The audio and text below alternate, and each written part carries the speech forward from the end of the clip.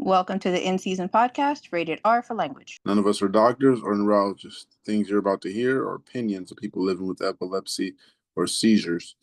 These are firsthand experiences. Epilepsy can cause speech problems, and medications are hard to pronounce, so please bear with me.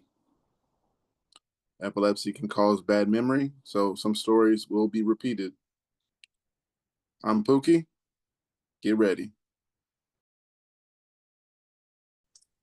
But I do have another post about rescue mates. It says, how often do you consider too often? Disclaimer, I'll be speaking with my epilepsy nurse tomorrow to discuss adjusting my meds. In the meantime, I'm seeking other experiences. My question is, if your seizures are just about controlled, but you take care of your meds to head off seizures, how often do you take them before concluding that you need to adjust your main anti-seizure medications? Context, I have catamenial TLE and pre-medication experience clusters of C.6 through 15. Focal aware seizures around the time of ovulation and again just before my period each month. That's a female. I was finally diagnosed in August 2022 and was prescribed lamotrigine, which I take religiously at the same time twice a day. Currently on 125 milligrams morning and evening. I also started taking progesterone on the contraceptive pill, which regulated my hormones and worked really well for me. However, I stopped taking the progesterone pill last summer to try and conceive with my neuro's approval. I haven't had an actual seizure since starting the meds, but I am increasingly experiencing prodromes. Hard to describe, but I feel agitated and I have mild feelings of familiarity, which don't progress to deja vu, but make me feel like a focal seizure is imminent. My neuro prescribed me clobazam as a rescue medication for these occasions, and I only needed it occasionally, 1 to 2 pills every month or so. It seems to work, make me feel really groggy. I've only needed it in the time of day a few times, and have usually taken it at night. I fell pregnant quickly last summer, and unfortunately, I had a horrible miscarriage, which required 2 surgeries in November and December to deal with it. Needless to say, my hormones have been all over the place since last summer, and I found myself needing the clobazam every couple of weeks, sometimes a couple of times a week. Within the same week, my husband and I are continuing to conceive with the view to complete our family ASAP, so can switch to Vimpat instead, as my neuro thinks this may be a better med for me. In the meantime, I'm thinking of needing rescue meds several times a month as a sign that my current dose isn't working for me, and it's time to either up my dose or add or switch to Keppra. Any thoughts would be appreciated. My thought is you don't add or switch to Keppra. I mean, right now at least. Whatever works for you, but Keppra didn't have me feeling good, so I'm not on it. I wish I had access to rescue meds like that. How much is too often for your rescue meds? The first time I got nasalium, the lady said, don't take more than 3 a week or something like that. Yeah. So that, I don't know. I never ended up taking it. I still have it to this day, and that was 2022 or something like that. But yeah, still got the nasalium. It's expired, of course. Would you use nasalium that's expired? I have a stockpile, so I just wouldn't have the need. But I'm How do you pretty guys sure. how do you guys get the nasalim? I mean, I have like the coupon thing for the script, but how do you guys access that? I went to the pharmacy. They sent it to a pharmacy, and I went and got it. Through your neuro? Okay, because like I got a script from it, and they were trying to charge me like $1,500 a pop for those suckers. Gotta take it to the insurance for that way, because sometimes the Yeah, that's what I diagnosis figured. you have doesn't match up. If they don't give you the right kind of uncontrolled epilepsy diagnosis, then they Hmm. might want to charge you, you know, a lot. Yeah, I was like, because Texas is kind of crummy too when it comes to insurance and stuff like that. So yeah, that probably has something to do with it because they were trying to charge me $1,500 for one. My insurance covered one box and two came in one box. Oh, But I'm usually having them and nobody's noticing at the time that it's happening, unless I'm in a Mhm. room full of people. But when I'm home, pretty much having them in my room, and sometimes my sister notices and sometimes she doesn't. Sometimes I'll just fight through it. We'll tell them about it. Does anybody use the benzos as a rescue med, Uh, I have like Lorazepam? nasalium. Is that a benzo? Yeah, it is. I don't know much about nasalium. I've only recently heard about that. Yeah, it's an aerosol benzo. Oh yeah. Hmm. Okay. Well, I don't know if like Razapam, that's what I had, and my doctor told me once a day, every 24 hours, but even then is too much. You should really stay away from this. You should only use it under emergencies because it can be habit forming. I've just got an Ativan, but that's only when that Wambulance gave it to me. I think Ativan is lorazepam. I'm not 100%, not sure on that. I'm gonna look that up. Some of the comments here on the how do you consider too much. One says, I don't know, to be honest. My son has midazolam, and we were never given a super specific instructions about how the usage dims the effects. Just warned that it could. We used it as a true rescue med, only administering it when the alternative would be the hospital trip. One seizure over 5 minutes, or clusters, or multiple seizures happening on and off for 30 minutes. It's also on midazolam, which I believe is a stronger medicine than clobazam. Isn't it like clobazam, Klonopin, a couple more clones, or Yeah, those are all the Schedule 4 benzos, and those are the ones that some people use as rescues, and some neurologists decide to throw that into the mix for a once a day, or sometimes twice a day. That's what mine had me on, but you can, I mean, that was the most recent one that I could feel made a difference, if that makes sense. If I don't take the um, levetiracetam within like 2 or 3 hours, it's not a big deal, but the clobazam I could feel. And I think that's where they get that habit forming, like literally feeling a withdrawal after like 2 hours that's pretty off-putting. So that's why I wanted to get off the clobazam as soon as possible. And Nasalam, yeah, it's basically just more potent because it's administered as the whatever that word is, nasal spray. Yeah, there's a better word than that, but it's because of how it's administered. Basically, it just takes effect quicker.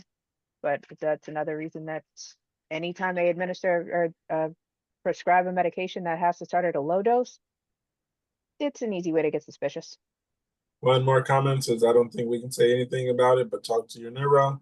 But if it's experiences you were looking for, I also have clobazam for catamenial clusters, and I was told to take it for up to a week. For instance, daily 7 days. A week is 7 days. And then they put, for instance, 7 days. As long as I can take it only once a month on average, at the end of the day, that's just guesstimate. That's just a guesstimate, though. Everyone is different, and totally get why you would prefer not to take it at all. I underdosed myself at the beginning because I was so hesitant about starting benzos. I've been taking clobazam for many years now, and I do not like it. I'm ready to get off that. How often do you consider too often for rescue meds? The new layout is noticeable though. Gotcha. Here you are.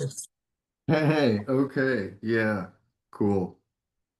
Um, what is this thing? Is being in the way of the okay, there we go. Okay, so by rescue meds, do you mean just like the nasal inhaler things, or do you It include just the like the tablets, clonazepam tablets and stuff as well? this person takes clobazam, but yeah, they're wondering. I only need 1 to 2 tablets every month. Yeah, but they're saying how much is too much. Oh, it was a woman. Um, yeah, she gets hers around her time. Um, is that a good way to put it?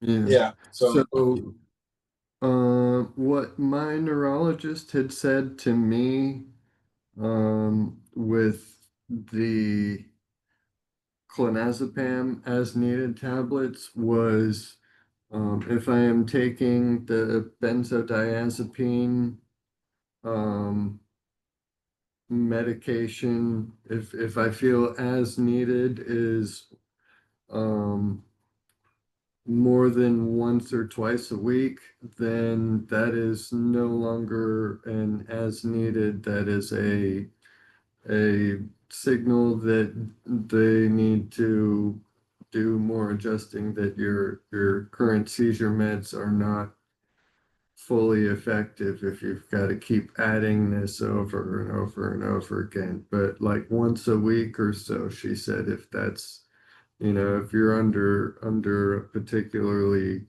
stressful situation and you need it, a couple of times in a given week, that's okay. But if it's regularly 2, 3 times a week, then, especially with the longer acting benzodiazepine like clonazepam, like I have, it's got a metabolic half-life over 36 hours.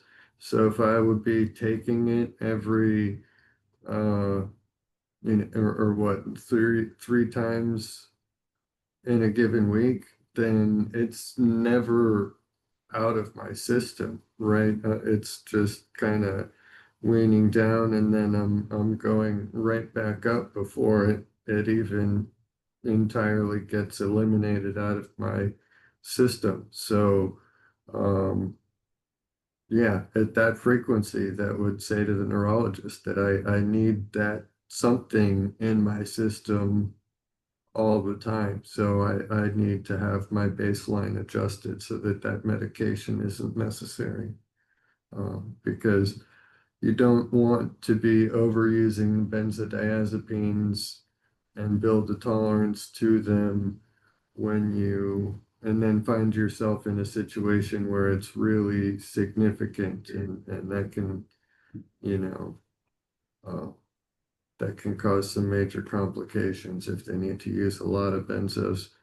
Um, there's other side effects that come with that in a hospital setting. So, um, that's that's my thoughts at least. So, my doctor, actually, it was a woman. She told me don't take it more than twice a week. But I've heard of people who've been here and we've been on Zoom and they needed their rescue med in the morning. And then she wasn't looking good again. And she took her rescue med later on. And then she come back to the Zoom every time. And yeah, I don't know how she does that. Because the things that I see and people usually go right to sleep or something like that. I usually just go right to sleep afterwards. Like sometimes my mom would tell me just like as soon as I stop snoring, as soon as I stop shaking, I just go into a deep, loudest snore she ever heard. But then there's the other times where I just turn into a toddler and whining and crying and slinging my arms and having a tantrum. with the rescue med, that is, you get turned into a toddler. Oh no, that's just regular me. Toddlerish, you know me. Oh, well, I mean, yeah, I've but that never been doesn't mean given a that rescue the med. rescue med doesn't bring more of that out of you, you know? Oh yeah, I've never been given a rescue med. There's no one ever around to diagnose it or Well, yeah. do you have any like oral tablets or anything like as needed tablets for They gave me nasalium, and nasal? it's actually expired, but I'm not gonna throw it out. I mean, Well, yeah. Do you have refills available on it? Because if your insurance will cover refills on that and they have it available, just refill it. Just get, I've got Just like to have it 3 in stock. Nasolam stashed all at various different spots around the house, and I'm gonna keep refilling them whenever I can, as many times as the insurance will pay for. I got 3 refills. Yeah, do it. Refill it now. I have them stocked up. Gotcha. And we'll look into that. We'll just go pick up the refills every few weeks, like I took them. Yeah, as often as they'll let you. Okay. That's my philosophy. If yeah, better to have it and not need it, and having it nearby is better than just having it somewhere. So, um, yeah. But I would talk to your doctor also maybe about, ask about some like oral as needed tablets as well if that's ever some because like the Nasolam like 5 milligrams of midazolam is a massive dose of a benzodiazepine. First off, it's a very strong benzo, um, and then sending that intranasally. I mean, that's the reason you just go boom, down, lights out when you get it. Um, there's not much else that anybody really could do with that much, but um, if I've ever been in a situation where, because I have vocal clusters that don't have me walking around taking buses to the other side of town hours away or you know um whatever so um I don't always need a rescue like imperative immediate type of a rescue and um being able to at the very least be conscious a little bit, even if I don't have any sort of responsibilities. Um, a 0.5 milligram of clonazepam is, at the very least, the entire day is not shot, you know. Um, so I, I don't know. That's one thing I feel a lot better having the clonazepam tablets in addition to the Nasolam. I have, the ability I can let one dissolve under my tongue and just be really chill, not particularly coherent, but not dead to the world. Um, and just in case. Uh, so, uh, So with the tablets in general, you can pick how much you take and still have a chance of not, like you said, just losing the whole day. Whereas a Nasolam is yeah, one it's all or nothing, quantity. and it's a big all. Yeah. So, like a 0.5 milligram clonazepam tablet, you split that in half. Again, I mean, a 0.25 milligram of clonazepam, it's a very a very light dose. It's kind of like a I use it as like kind of a stave off, just in case, more so than like an imminent threat type of a rescue. There's some days where I haven't felt the focal, but I can feel the tension. I've felt the stress building up over a week or so, and I can kind of tell I'm primed for it, and it's about that time of the month, which yesterday morning was my cluster day.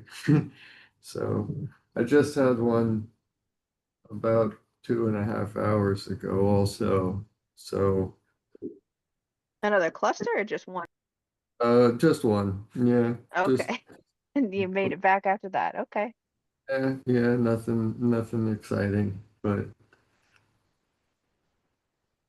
so um Well, good job for making it back, as always, with great information. I was just doing a quick little nod every now and then. I don't think anybody noticed besides Kate. It happens. I was listening though. It was just like there 2 seconds. I didn't get to do all that. It was just like, oh, I yeah. thought you were Could supposed to be an be insomniac, and here you are could falling be your body asleep, you're telling you you're saying? sleepy. Am Maybe you I need to That's take the that thing advantage. bored about that it. I It's can put an insomniac to sleep? no, you didn't put me to sleep. I was smoking earlier, so Okay. um, yeah, Well, hey. I've been hitting my pen. So if I'm sitting too long, sometimes, or not sitting too long, sometimes when I'm not paying attention to stuff, or that sounds bad too. I was paying attention to you. Sometimes I No, I just sit Yeah. get here it. and Yeah. when I'm I, not You I were having know what something talking you like about the impact of benzos on your sleep. You were talking about how fast everybody just gets knocked out by benzos and you sit back and nod off. Totally understandable. Even when you talk about them. yeah, Exactly. well, and when you That's how add some potent cannabis on Nasolam top is. of it, Yeah, even if you mention their name, they'll do it to you. You got some expired Nasolam reaching out. Yeah. man. You know what I found so amazing, Mark, today is that uh Joshua showed me that you can take these out. the what? These. It's Take the what it's of the those? pillbox. If you have a certain day, like if I want to leave on Thursday, I can take out just Oh, Thursday. that's cool. Yeah, I just found that out today. I've I didn't got know like I had it for a few weeks. individual guys for each day of the week because my schedule's all wonky. I've got alarms going off 4 times a day to tell me to take pills. So just an AM PM doesn't quite cut it for me, unfortunately. But I guess it's kind of the same sort of, it's like pop the whole day out. It just doesn't like snap back into the same sort of. That's a good idea though. I had one of those exact organizers too. I never saw that they could pop out like that. Me either Unless I until they didn't said it. have one of those. Maybe I had one that just looked like it. If I go and I find it, I might Restock. either I might either be really surprised or I might just have a broken pill organizer later today. We'll see. I seen someone who had the big one. It's about as big as this mouse pad right here. This is a decent Oh, sized mouse pad. Uh, and it had every day of the month. Yeah, the wow. 30-day ones where you could pull out each one. Yeah. Yeah. I was That's like, that's pretty intense. right. Nice. That's what I was thinking. Very, It's a very nice. nice. Good way to keep track of when you need to get refills. Right. Yes, especially it's really nice when the pharmacy will sync your pills up and you can just fill everything once a month. Mm-hmm. Yes, if only. those ever lined up with the prescribers, because the doctor's appointments are always going to throw in a new prescription that'll mess up Screw it up. I know. whatever the pharmacist has gone all that effort to synchronize stuff, just like, no, you're gonna have to take this now too. uh, yeah, And change the dosage on 3 other ones. right, yeah. And refer you to another doctor who will add their own stuff. Most likely. Gotta love it. Just another piece of candy in the candy bag. Yeah, say that around Halloween. Somebody's saying here, couldn't remember which way was hot and cold in the shower. The title says it. Turn the shower on, turn the handle the wrong way, cold water came out. I just stood there for a while, pondering how to turn the unmarked handle to get hot water to come out, and I really had no idea. I've been using that handle for 20 years. I can only laugh at that one. The Topamax is hitting hard. How many of us have been in that situation? You take Topamax, baby? Yeah, I was just pointing because I do that a lot. I do just like dopey stuff. I don't know. Like uh, I'll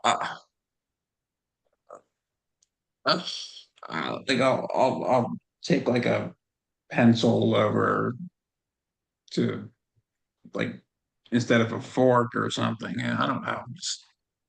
Or I'll just stand and stare off into space and I don't know, stupid crap. Just like, what were you thinking? I don't know. It's yeah, that's just a good example. You know, the shower thing. It's just that brain fog, and you got nothing there, and no reason for why you did what you did. But I'm still opening up the wrong drawers, and I'm looking for a fork or a spoon, and I open up like the closet. I don't know. That's terrible. That's not even right, but yeah, I just don't know what I don't know if there's an accurate medicine that won't cause this much brain fog, or if lowering it will help. Um, because I'm at a good place right now with my seizures. I'm just yeah, I'm worried to switch medicines, or I don't know. I just this mix of medicines I just don't like. But I would just like to get rid of one of them or lower one of them. But Some of the other Max stories, it sounds especially. that is the one they call out. Yeah, somebody else adds to that story saying I put my clean laundry into the dryer but didn't start the dryer. Went to the kitchen to pour water and I realized that's weird. I didn't start the dryer. Walked right past the dryer and went to the bathroom. Walked past the dryer again into the kitchen, forgot where I was going, found my water glass, filled it. Then while sipping my coffee, I realized I didn't start the dryer. Walked past the dryer to my room, grabbed a sweater and went out. Then just realized I never started the dryer. And I'm amazed that they is not the remembered all help. that to write it down. Yeah. You know, but that could be cameras too. That could be people with one of those like really open layout floor plans and a camera in the right place. You could see every one of those motions. That's And Yeah. there's true. no telling how long it took them to write that all out and piece that together afterwards. So, Exactly. yeah. I've been there though, trying to get chores done around the house, and then you're just basically just moving things, and you're not Walking in actually getting things circles. done. Yeah, I yeah, don't know if you're it's a just matter moving of stuff around the house more or less. There's yeah, no doing like mopping more than one room in a Yeah, day you haven't to actually got everything. any So done. You just move cleaning supplies into a different room. I put the laundry in the washer. It just sits in there wet. And then I move it to the dryer, or it sits in the dryer wet. And then I remember it 2 days later. oh yeah. Right Yeah, there, things like Christians. that. Yeah, sometimes take the laundry down. My sister doesn't even have epilepsy. She's like, "Can you help me take this laundry down to the laundromat?" And I would go do it. And she'll take it. And she'll put the laundry in the washing machine. And I think the next day she'll either tell me or tell me, "Can I go get it?" or put it in the dryer, switch it out, or whatever the case. Then usually it's been in there overnight or 2 days, and then it stinks, so she's washing it again. Or like our towels, all of our dry towels and face towels were in the dryer, and we went down one day and they were just all gone. Yeah, so Someone that's the hijacked them. bad part about living in an apartment yeah. complex. Yeah. That's Yeah, gone. see, sometimes I'll just go in there and open the dryer. I one time I opened the dryer and it was all wet, and I just stared at it, and I just closed it, and then just walked off and did whatever the heck else next I did. But I remember that later when I went back and looked at it, and it was all wet, and I was like, you know what? I came back here and I just looked at it, and it was wet, and then I just walked off. I was gonna say, oh yeah, I've done that. Like went somewhere to do something and didn't do it. So when I leave out of my house, I don't know why I'm pointing at my door. When I leave out of the door, I go to the left down the stairs, and once you get off the bottom of the stairs, you make a right, and there's a little path circled around the terrace and the grass for the dogs or whatever the case. Then there's a building right there at the end of the terrace. It's the lobby of the building. You go in, and as soon as you go in, the what's it called? The mailboxes are right on your right hand side. I was supposed to go to the mailbox, but if you go through the lobby and you just keep going through, you go through the front door. And when I got to the sidewalk is when I was like, why am I at the sidewalk? I just walked right past the mailboxes. And then I was like, okay, time to go get the mail. I got back upstairs before I thought, oh yeah, I was supposed to get the mail.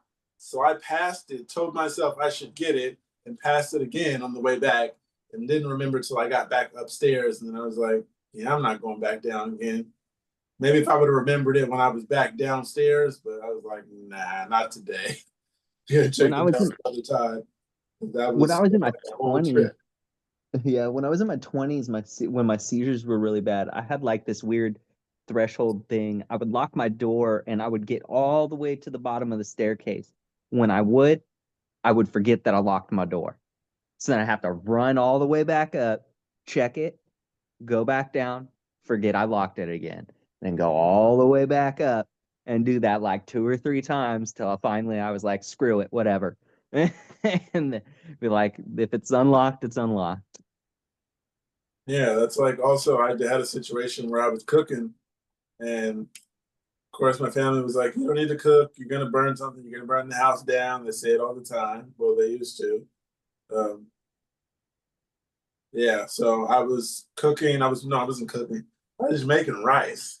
So I'm just like sitting on the counter because I know my memory's bad, and I was like, I'm just not sitting on the counter, but leaning against the counter, looking at my phone every now and then, looking at the rice or whatever the case.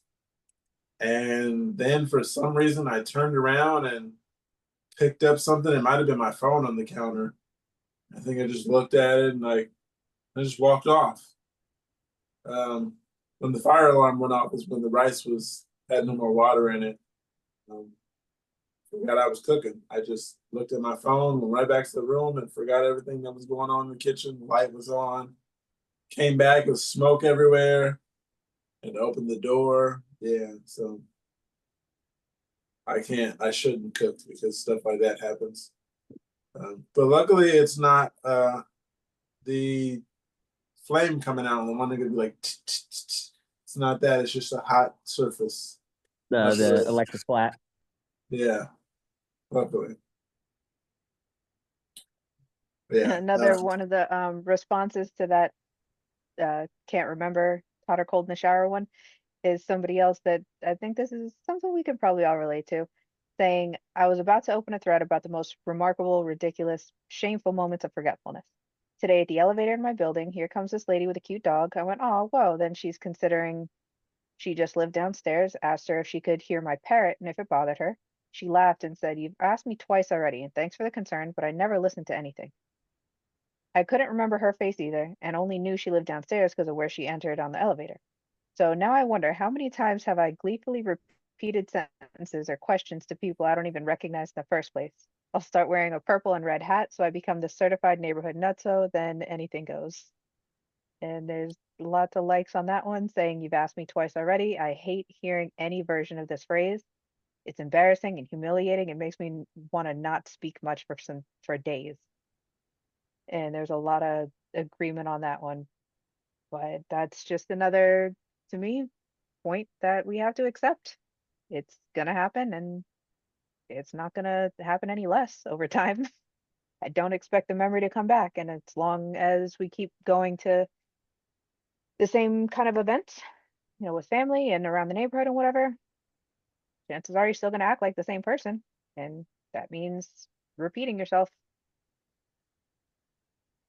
But Yeah, how's your cute take on it? there's a little bit of an in joke that I have with um my family about this, because there is um a fun fact, a particular fun fact that has repeatedly come up that I have shared with them um, so many times that they've gotten tired of it. But now I remember it, now that they've finally gotten across. So I intentionally share it with them, just because they already know it. But there is, it comes up in cooking. There is a process, a chemical reaction called the Maillard reaction. It is the process by which the browning of a bread's crust occurs. It is a conversion of sugars to various other products, and it is a function of both temperature and of pH. And I mean, it's not just with bread. It's something that okay. Um, anyway, the I have shared this, I've gone into much more depth with them so many times that yeah, they didn't even find it funny anymore.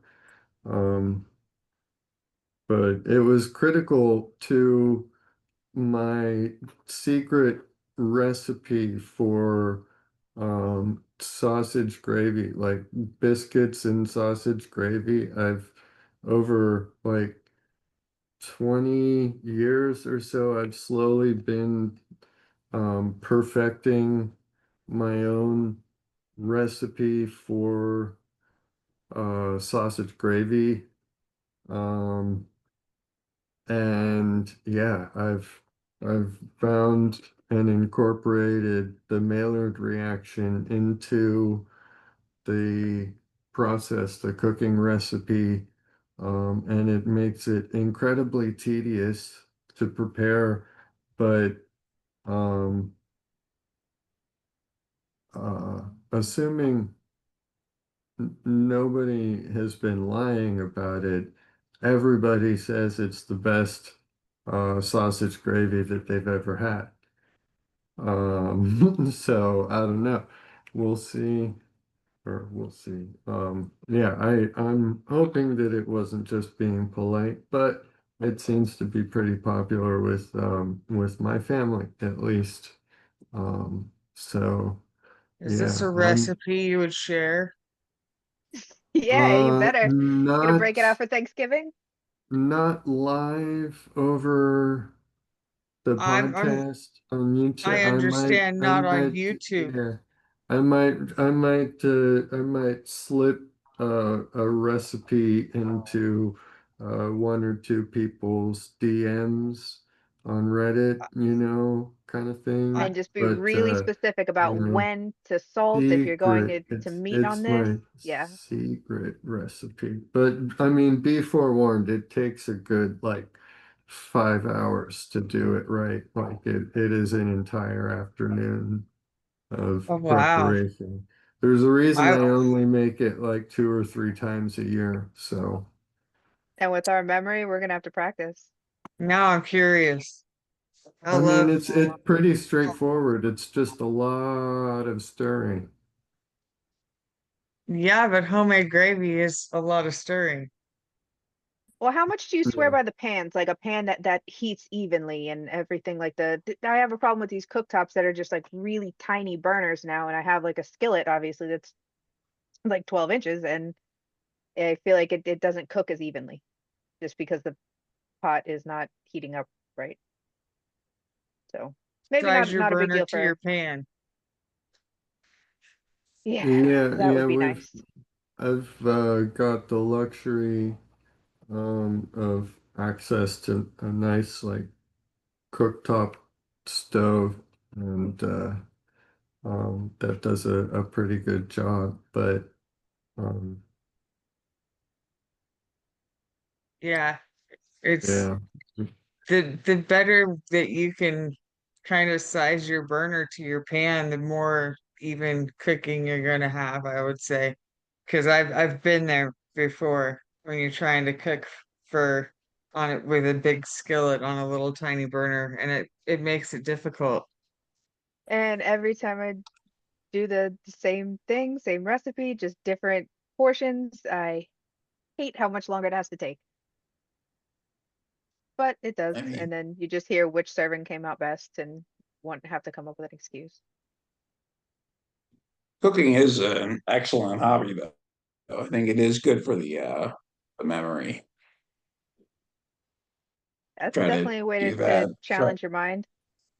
Try to not use timers and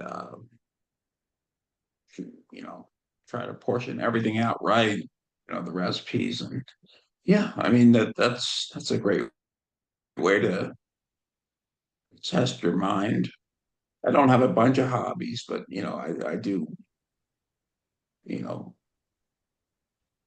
I'm pretty Like much you cook cooking by for the scent. myself here. So You can tell yeah, how much something's cooked when it starts to smell done. My kids yeah, used to yeah. joke, my kids used to joke that dinner was ready when the smoke alarm went off. But Love it. I'm a pretty good cook now, but I've had a lot more years to practice. So Hey, when you get it, you never too late. That's for sure. yeah, I had to want to learn and need to learn. That's part of it. Nothing out of a can anymore is nice to have Right. that option anyway.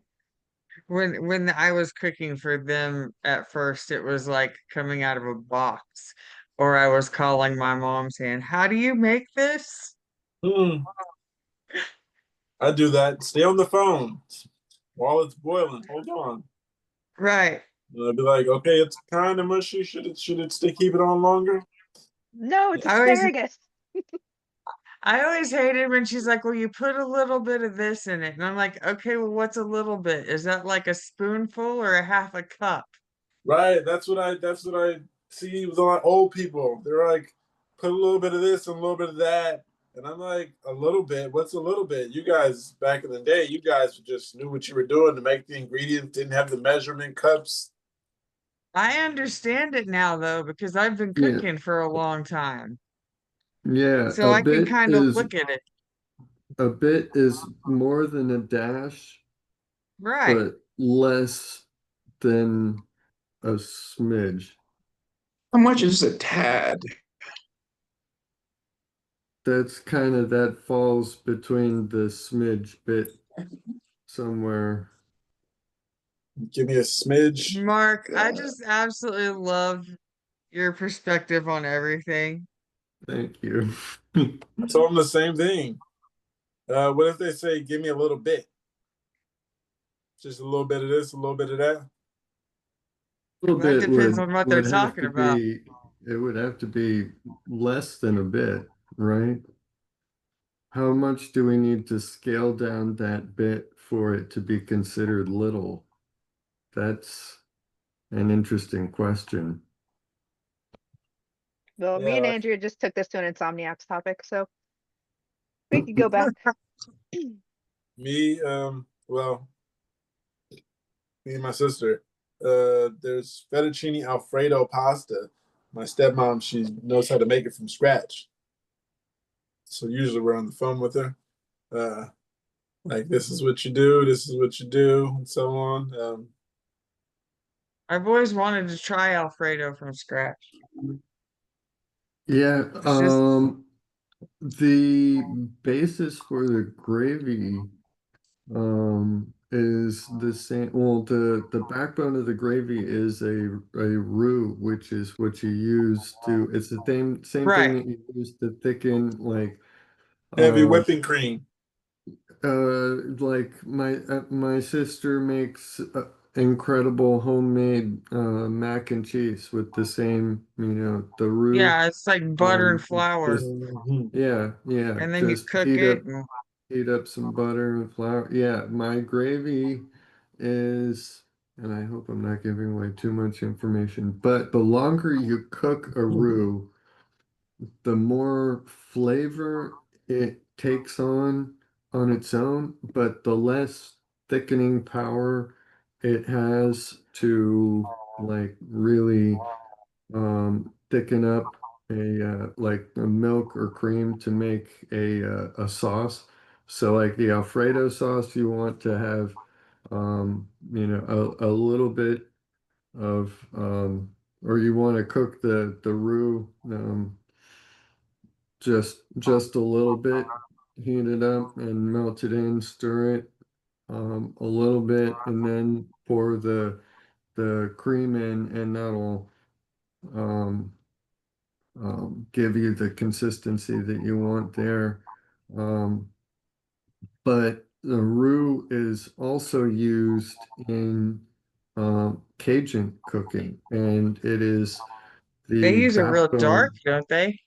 Yeah, yes, that is the backbone of a Cajun gumbo, and they make a roux and they keep stirring it and stirring it and stirring it until it's dark like coffee brown and stuff, and that's what that's what gives that its distinct flavor. So with my sausage gravy, I use the roux and I aim for a middle ground between that, Alfredo, mac and cheese type, um, light roux and the gumbo like dark roux. Because the darker you get, the more savory and the more nutty kind of the flavor becomes out of the flour.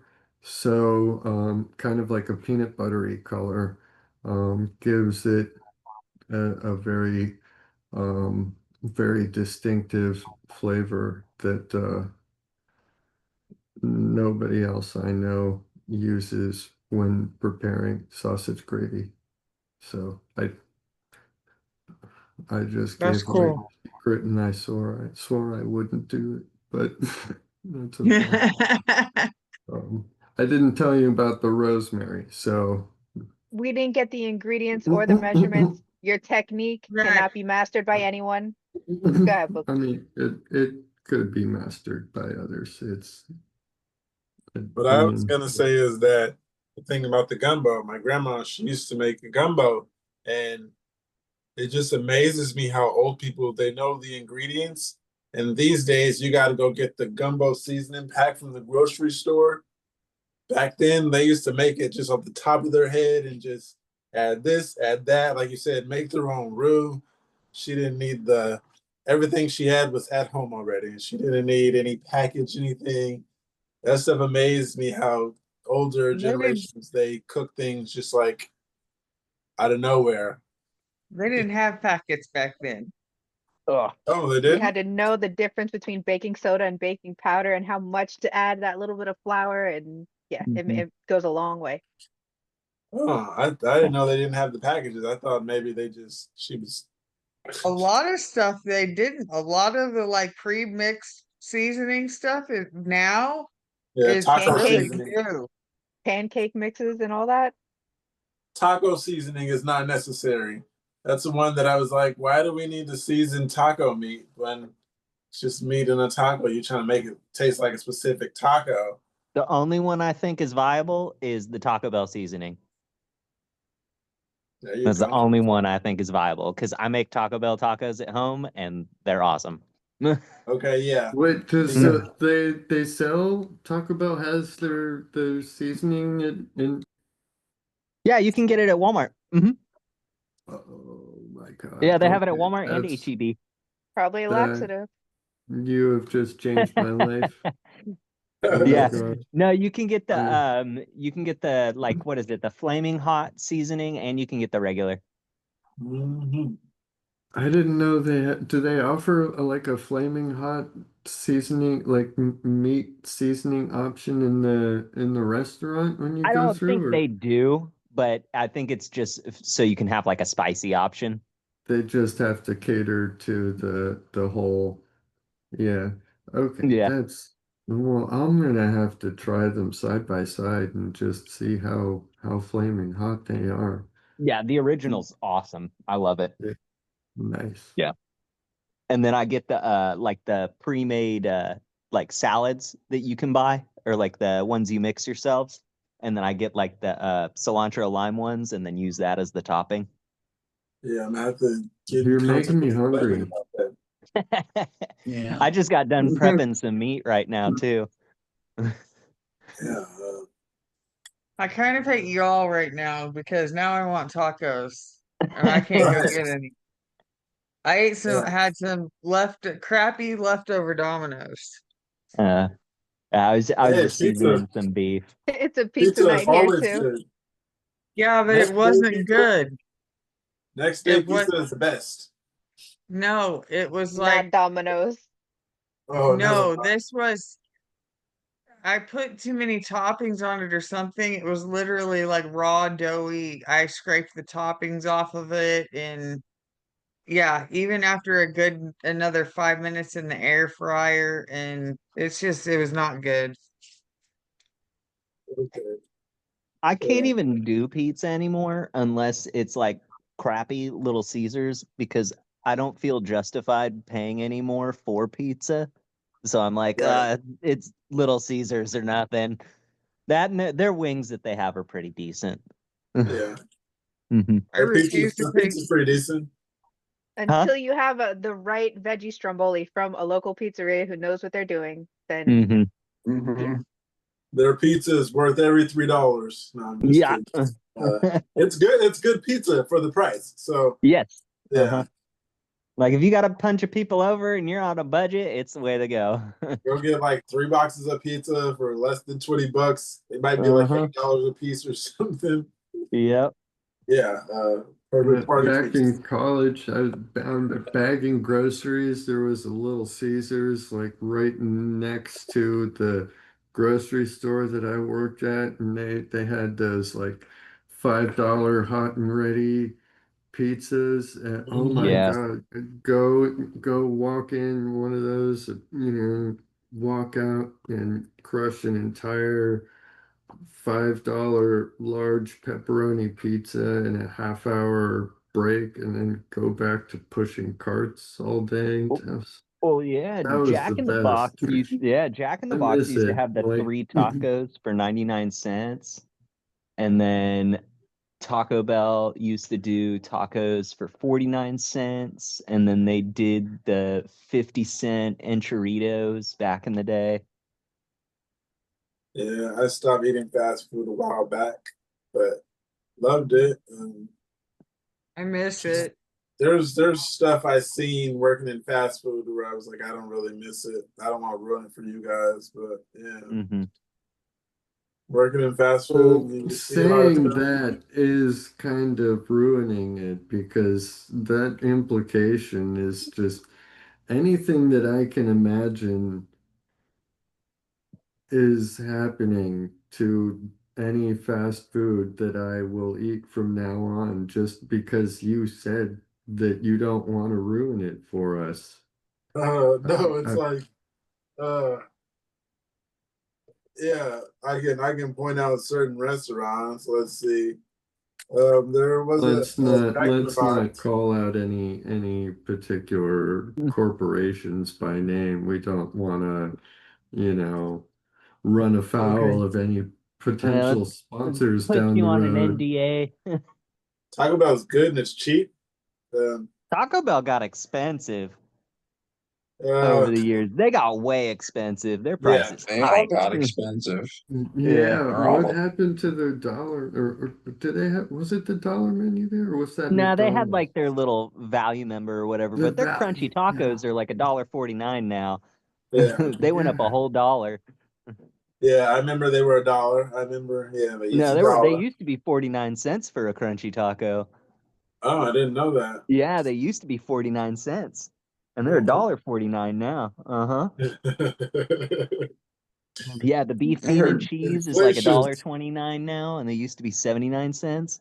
And now they're like all wimpy and flat. Yeah. hmm Yes, I know what you mean. I do have a post here though, you guys. It says jobs without being able to drive. What jobs do you all do when you can't drive? I might be losing my WFH job, and I have no idea what to do because I can't drive myself to other jobs. WHF job. It's work from home, right? Yeah. Oh, well, Yeah. there's all But these abbreviations I'm new to. Either they I said hacked they my were losing their kids work from or I home Google it. job. I A might be lot of using people losing my after work from COVID home had to go back. job. Say that again. I was agreeing with a lot of people after COVID had to go back. All these companies bragged about work from home, allowing it to happen, but I it's got something to you. do with tax breaks and yeah, hmm something And now they changed. have to go back to work. Yeah. Exactly. Yeah. I actually got put, now I actually work from home because I can't drive anymore. So I'm working from home now Nice. because I used to Yeah. do, I was doing outside sales and now I just got out of the hospital from having a bunch of seizures and now I just got off medical leave. So now they're having me work from home. That's a big deal. That's awesome that hmm you can. hmm Yeah, hopefully we'll see. I might be able to drive again, but I don't know if I want to. So we'll see how things I go. just got caught about not being able to do that because when I was doing medical collections, they wouldn't allow you to have any of that, the client's information, because it might have had something to do with like what hospital they were at and any hmm chance that they would issue like, complaints about their diagnosis or medical information over the phone. That's what there's too many hoops to jump through. That's why I hmm couldn't do that from home. hmm But every other kind of sales, Yeah. and you just don't get as much commission usually. About driving. With me, I don't drive, so and I don't work, so there's that. What I can say is, yeah, if you're gonna lose your work from home job, you might want to look for another work from home job. To be honest, because yeah, I can't work and I love working, and if I could have a job work from home would be great. I love working, but my family made me resign from my last job, so yeah, I didn't have the option. I haven't been fired for my seizures, and I've had many seizures on jobs, but yeah, hmm it was just my family was like, no, you're not gonna work. No, my stepmom said, no, you're not gonna work anymore. So yeah, I gave my boss an envelope that my resignation letter before I knew exactly what I was giving him. Because yeah, my stepmom said, give this to your boss. Wait, so Got to you work didn't like even crazy. know that you were resigning, stepping down from your job when you step down from your job? Did not know. I found out when I was at my locker and I was like, let me look in here because the envelope isn't closed. There was 2 copies because she said I gotta sign one and I gotta have a copy of it or something like that. But I got all the way to work. I had the envelope. I kind of didn't think about what was in it. She was like, give this to your boss. And I was just like, hey, all right. Yeah. And I gave it to him. But when I got to my locker is when I opened it and read it because it was actually not sealed. And it was a resignation letter. And I'm reading it as I'm walking through the hall. And that was my boss. And then I gave it to him and he's like, today? And I was like, what do you mean today? And I was like, does that mean I'm fired, or does that mean I just like take a break? And he was like, no, this means you're resigning like forever. Like your last check will be coming. And I was like, oh shit. He was like, you didn't know that? And I was like, no, my stepmom gave me this. And he was like, do you want to stay? And I was like, yeah, but now that I know she just gave me this means she doesn't want me working. But that was after I had what's it called? Stitches on my gums from that job because it was a warehouse job. And I didn't know that. I woke up with the stitches already there, so that's how long I was out of it. Had a seizure, they said I almost bit through the bottom right here.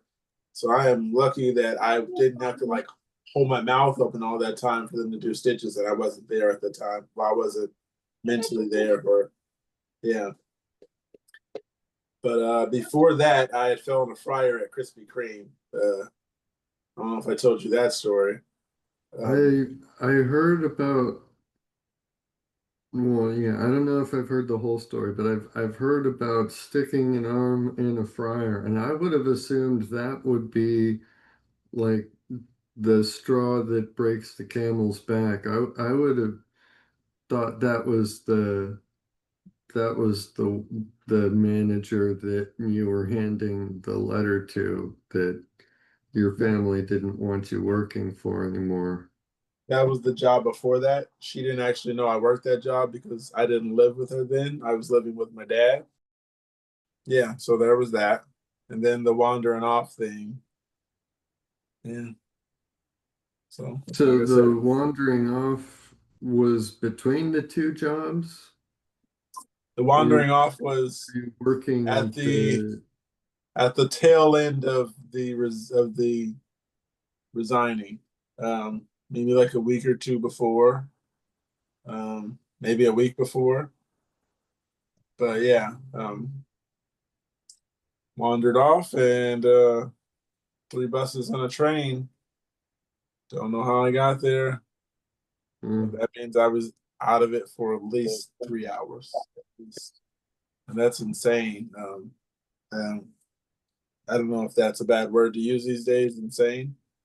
It's crazier. That's an appropriate word in that would, I mean, yeah, to be unimaginable. That was wild, I should say. There we go. flabbergasting. Yes. What's Yeah. an inappropriate word? I didn't catch that. Sorry, my cats were fighting. Insane, is that insensitive? I say it's fine personally, but I may be insensitive.